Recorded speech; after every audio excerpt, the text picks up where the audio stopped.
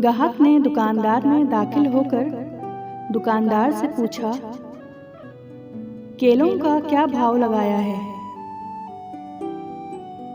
दुकानदार ने जवाब दिया, केले 12 दरहम और सेब 10 दरहम। इतने में एक औरत भी दुकान में दाखिल होती है और कहती है, मुझे 1 दर्जन केले चाहिए, क्या भाव है? दुकानदार ने कहा, केले 3 दरहम और सेब 2 दरहम। औरत ने अल्हम्दुलिल्लाह पढ़ा।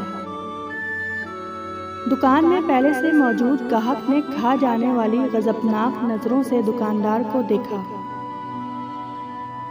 इससे पहले कि वो कुछ ऑल फॉल कहता, दुकानदार ने ग्राहक को आंख मारते हुए थोड़ा इंतजार करने को कहा। औरत खरीदारी करके खुशी खुशी दुकान से निकलते हुए बड़बड़ाई, अल्लाह तेरा शुक्र है, मेरे बच्चे इन्हें खाकर बहुत खुश होंगे।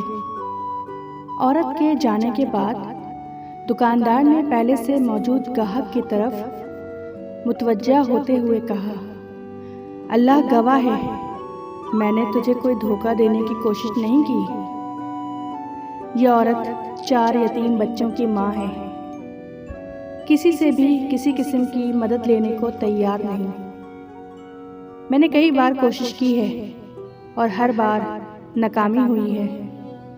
अब मुझे यही तरीका सूझा कि जब कभी ये आए तो इसे कम से कम दाम लगाकर चीज़ें दे दूं। मैं चाहता हूं कि इसका भरम कायम रहे और उसे लगे कि वो किसी की मोहताज नहीं है।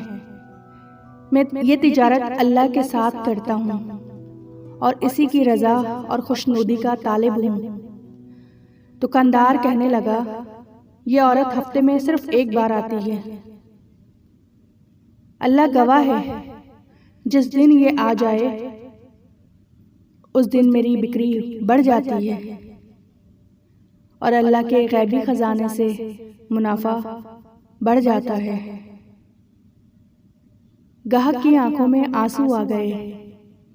उसने बढ़कर दुकानदार के सर पर बोसा देते हुए कहा, बखुदा, लोगों की ज़रूरतों को पूरा करने में जो लज्जत मिलती है, इसे वही जान सकता है जिसने इसे आजमाया हो।